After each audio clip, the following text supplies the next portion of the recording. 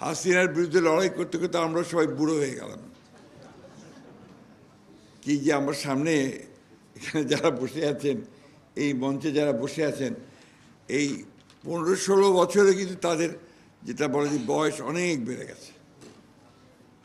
এখন তো আপনার স্বাভাবিকভাবেই আমরা যারা বয়স হয়ে গেছে, আমরা আপনার পুরনো অতীতটাকে আমরা মনে করতে চাইব। একই সঙ্গে আমরা যেটা চাইব সেটা হচ্ছে যে এই যে 24-এর যে ছাত্র গণ অভ্যুত্থান, এই ছাত্র গণ অভ্যুত্থানের যে ফসল, এটাকে যেন আমরা এই দেশের মানুষের কাজে লাগাতে পারি, এই রাষ্ট্রের কাজে লাগাতে পারি, এই রাষ্ট্রটাকে সত্যিকার অর্থেই একটা গণতান্ত্রিক রাষ্ট্র কাঠামো দেওয়ার ব্যাপারে তাকে আমরা কাজে লাগাতে পারি।